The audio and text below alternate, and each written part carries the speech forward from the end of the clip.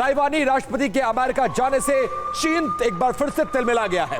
America की दो संस्थाओं ने चीन पर बैन लगा दिया है।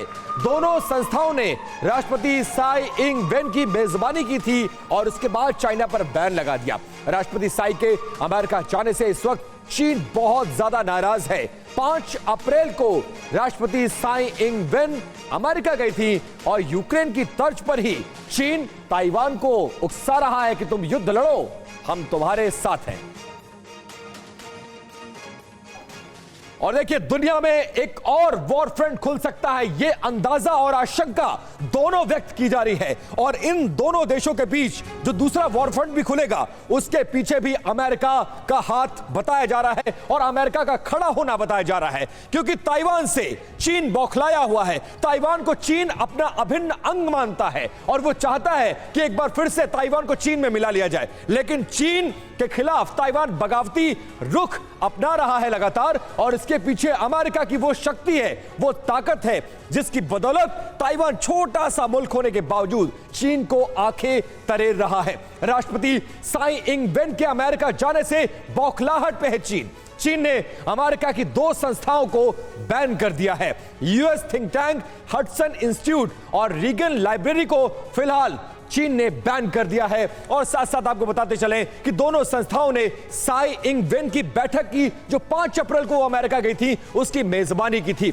रिपब्लिकन हाउस अध्यक्ष केविन मैकार्थी ने साई के साथ रीगन लाइब्रेरी में बैठक की थी। अलगाववादी गतिविधियों को मंच देने के चलते इन दोनों संस्थानों को चीनी विदेश मंत्रालय ने बैन किया है। चीन में इन सब की संपत्ति या वित्तीय संपत्ति को भी जब्त करने का फैसला किया गया है। साथ साथ दोनों संस्थाओं ने जुड़े 4 अन्य लोगों को भी बैन किया है, जो सीधे तौर पर रिलेट हैं ताइवान से और ताइवान की राष्ट्रपति साई इंग वेन की मेजबानी करते हुए नजर आए थे। हालात एक और वॉर फ्रंट का बनता हुआ नजर आ रहा है और अमेरिका यह कहता हुआ नजर आ रहा है कि आप कुछ भी करिए, हम आपके साथ हैं। हमारे साथ मेहमानों का एक बड़ा पैनल लगातार 10 बजे से ही जुड़ा हुआ है, जो तमाम युद्ध की खबरों पर विश्लेषण कर रहा है। सीधा मैं रविंद्र सचदेवा सर आपके पास जाऊंगा और यह समझने की कोशिश करते हैं कि क्या यूक्रेन के बाद दुनिया एक और वॉर फ्रंट को अफोर्ड कर सकती है, और क्या अमेरिका इस स्थिति में है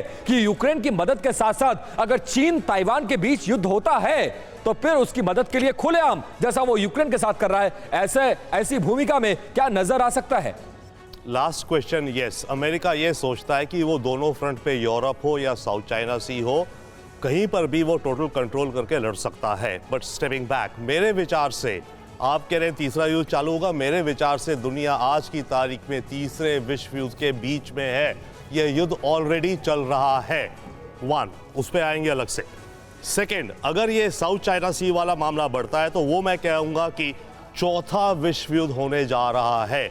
तीसरा ऑलरेडी चल रहा है साहब, इससे ज्यादा दुनिया क्या बटेगी? इससे ज्यादा क्या थ्रेट्स, काउंटर थ्रेट्स होंगी जो रशिया और वेस्ट और नेटो के बीच में हो रही हैं। रशिया का पैसा चला गया है सारा, आई मीन इट्स हेडिंग। बात केवल ये कि वॉर अभी केवल यूक्रेन की धरती पे चल रही है, फैली नहीं है, ज्यादा फैल जाएगी। और 21वीं सदी की वॉर जरूरी नहीं है सोल्जर्स को मार के, वो आपको इकोनॉमिकली भी मार के हो जाते हैं, जो हो रहा है।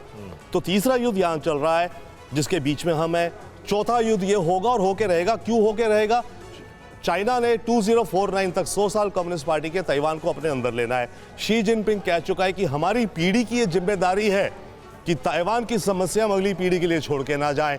तो यानी कि अगले 5 से 10 साल में वो ताइवान को लेना है, पर ताइवान मानता नहीं है, तो कॉन्फ्लिक्ट होगा। और लास्ट पॉइंट, ये जो 2 संस्थाएं थी अमेरिका में जिन्होंने होस्ट किया ताइवान इस प्रेसिडेंट को, रोनाल्ड रीगन के नाम पे लाइब्रेरी है जहां पे अमेरिकन स्पीकर केविन मैकार्थी मिला साई से, राइट? इसलिए उसको बैन कराया चाइना ने। और दूसरा, हडसन इंस्टीट्यूट ने अवार्ड दिया साई को, ग्लोबल लीडरशिप अवार्ड, इसलिए बैन किया है। बिल्कुल, और इन दोनों ही संस्थाओं को चीन ने बैन कर दिया है। लेकिन इसका असर क्या होगा, यह भी देखने वाली बात है।